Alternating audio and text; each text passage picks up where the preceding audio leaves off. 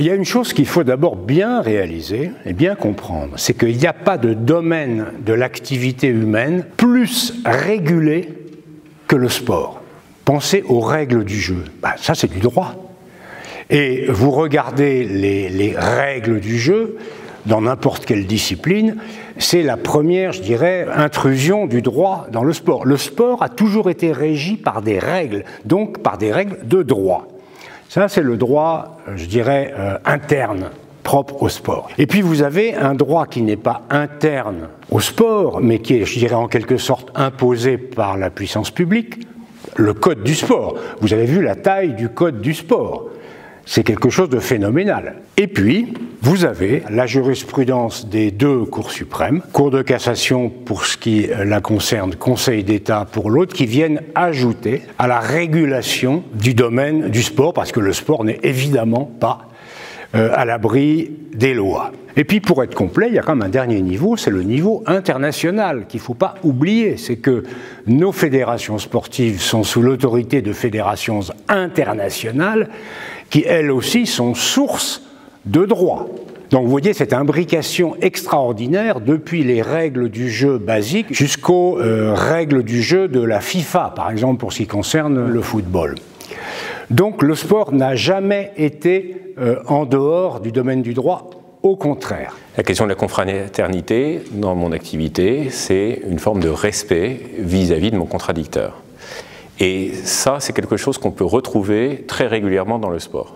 Alors, je vais vous donner le premier exemple auquel je pense, c'est l'interdiction de tricher. Moi, je joue régulièrement au tennis, j'ai fait un certain nombre de tournois dans ma vie. Et dans les tournois amateurs, il n'y a pas d'arbitre. Donc, on compte sur la loyauté de son adversaire pour annoncer quand une balle est bonne et faute, etc. Et évidemment, assez vite, on comprend qu'on a tout intérêt à faire preuve d'une sorte de confraternité sur le terrain en étant loyal à l'égard de son adversaire. Depuis 2 mois, je vais dans les écoles pour parler aux enfants de CM1, CM2, donc vous voyez, ce sont des petits, et je dis à ces enfants, qui sont d'ailleurs très réceptifs, je leur dis, vous savez, le sport, c'est l'école de la vie. Parce que les valeurs du sport, ce sont les valeurs qui conditionnent la vie en société.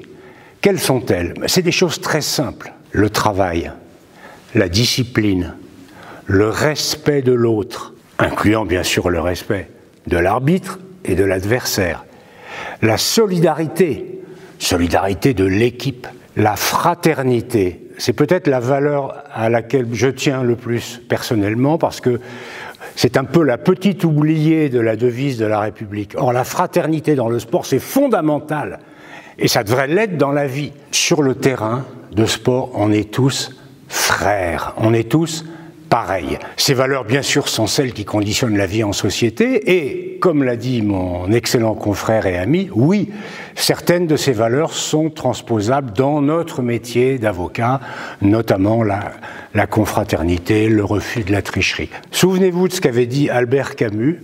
Il avait dit « Tout ce que j'ai appris sur la vie et les rapports humains, c'est au football que je le dois. » Je me souviens que dans mon premier stage que j'ai effectué en tant qu'avocat, il y avait un autre stagiaire qui m'avait annoncé qu'il avait un classement tout à fait exceptionnel au tennis, et donc je l'ai regardé avec admiration pendant des mois. C'est à peine si j'osais parler de droit à côté de lui, parce que je me disais, quand on est aussi bon au tennis, on doit être bon partout, jusqu'au moment où j'ai compris qu'il n'avait jamais été classé et qu'il avait bluffé.